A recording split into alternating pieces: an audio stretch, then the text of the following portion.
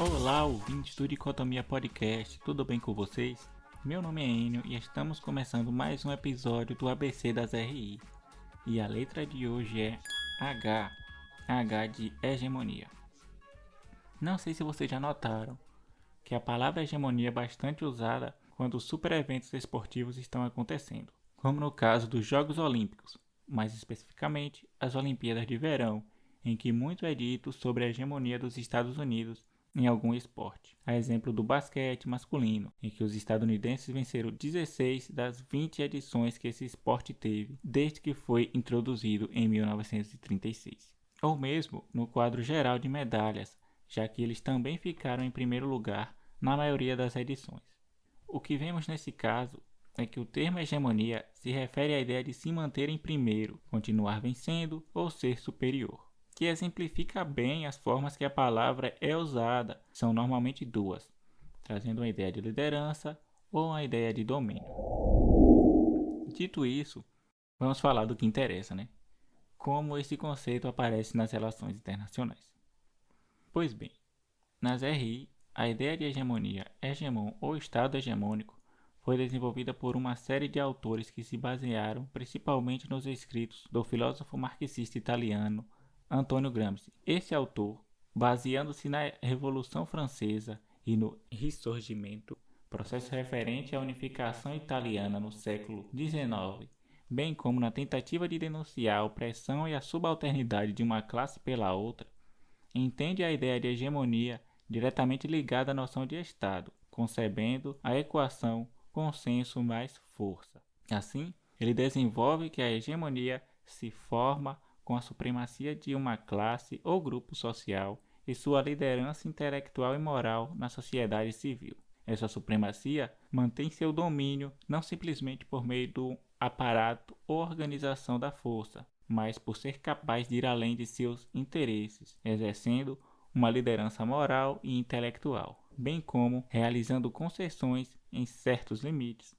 para seus aliados unificados em um bloco social de forças denominado por Gramsci de bloco histórico. Esse bloco representa uma base de consentimento para uma certa ordem social, na qual a hegemonia de uma classe dominante é criada e recriada numa teia de instituições, relações sociais e ideias.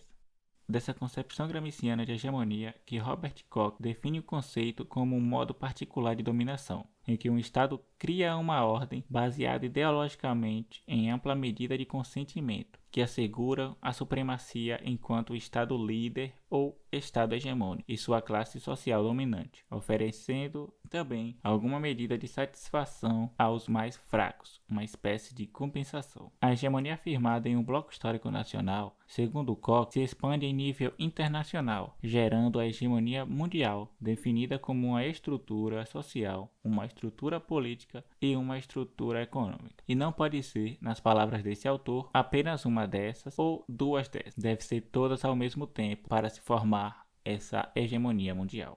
Essa hegemonia se expressa em normas, instituições e mecanismos universais que determinam regras gerais de comportamento para os estados e para as forças da sociedade civil que atuam além das fronteiras nacionais. Podemos então dizer que para se tornar um estado hegemônico é preciso proteger ou fundar uma ordem que visa ser universal, mas que os demais estados sintam que isso seja compatível com seus próprios interesses. Essa premissa, que aponta para a existência de um Estado que assegura a ordem mundial e coordena a política internacional, também é presente na teoria da estabilidade hegemônica, apresentada por cientistas políticos como Robert Gilpin, Stephen Krasner e Robert Keohane, que afirmam que a existência de um ator forte e dominante na política internacional leva a resultados coletivos desejáveis para todos os estados no sistema, com a formação de regimes internacionais e regras precisas, contribuindo assim para minimizar os efeitos da anarquia internacional. Isso mesmo, anarquia, lá do nosso primeiro episódio do ABC. Para resumir e finalizar, a hegemonia nas relações internacionais pode ser entendida como a preponderância de um Estado, o hegemon ou o Estado hegemônico, pela sua força e pelo consentimento dos outros Estados.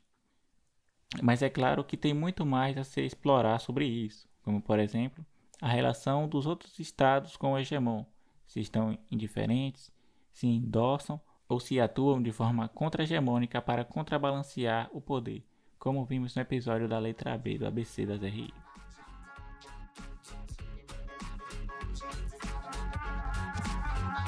Bom, é isso aí, pessoal. As referências utilizadas e citadas nesse episódio estão listadas na descrição e também no nosso Instagram.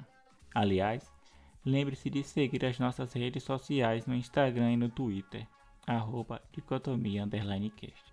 Favoritar e seguir o podcast no seu agregador favorito.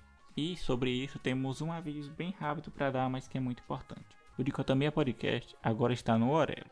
Então, por favor, se puder, escute preferencialmente por lá. O Orelo é a única plataforma brasileira que valoriza e monetiza os criadores de podcast. Assim, quando você ouve por lá, acaba nos ajudando também, ajuda bastante, na verdade, a manter e melhorar o nosso projeto. O Orelo também oferece outras formas de ajudar o podcast que você gosta. Eles têm várias alternativas lá para apoiar, seja diretamente ou não, o podcast que você escolheu.